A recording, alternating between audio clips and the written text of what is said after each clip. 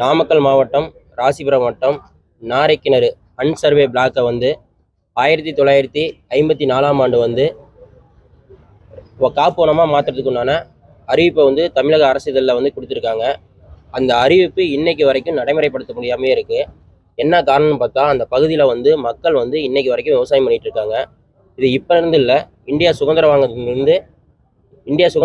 முன்னாடி இருந்து அந்த மக்கள் வந்து அங்கே விவசாயம் பண்ணிட்டு இருந்தாங்க. பல தலைமுறைகளாக இது வந்து அப்படியே தொடர்ச்சியாக நடந்து வருது. இப்போவும் அந்த பகுதியில் வந்து மக்கள் விவசாயம் பண்ணிட்டு இருக்காங்க, குடியிருந்து வராங்க. அரசோட அனைத்து நலத்திட்டங்களும் அந்த பகுதி மக்களுக்கு கிடைச்சிருக்குது. ஏன்னா ஒரு விஷயம் என்னன்னா, அடிப்படை வசதிகள் கிடைக்கல, குடிநீர் வசதி கிடைக்கல, இப்போ சாலை வசதி அவங்களுக்கு கிடைக்கல.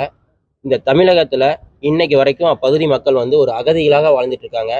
இது சம்மந்தமாக வந்து நாங்கள் சென்னையை நோக்கி, கோட்டையை நோக்கி ஒரு காத்திருப்பு போராட்டத்தை வந்து நாங்கள் அறிவிச்சிருந்தோம். அந்த போராட்டத்தை அறிவிச்சதுக்கப்புறம் இன்னைக்கு மாவட்ட நிர்வாகங்களை கூப்பிட்டு பேச்சுவார்த்தை நடத்தியிருக்காங்க. கூடிய விரைவில் மாவட்ட ஆட்சியர் வந்து நான் நேரில் வந்து உங்களை சந்திக்கிறேன் அப்படின்னு சொல்லியிருக்காரு. அது மட்டும் இல்லை, நம்ம தொகுதி அமைச்சரும் பொறுப்பு அமைச்சரும் வந்து காலையில் வந்து எங்ககிட்ட அவரோட பிஏ கூப்பிட்டு பேசியிருக்காரு. சனிக்கிழமை வந்து 2 பேருமே வரதா சொல்லியிருக்காங்க.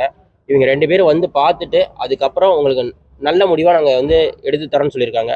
அந்த அடிப்படையில் நாங்கள் வந்து சென்னை போகிற திட்டத்தை வந்து நாங்கள் கைவிட்டிருக்கிறோம். கூடிய விரைவில் இந்த அகதியாக வாழக்கூடிய மக்கள் வந்து சுதந்திரம் வாங்கணுங்கிறது தான் எங்கள் பகுதி மக்களோட கோரிக்கை.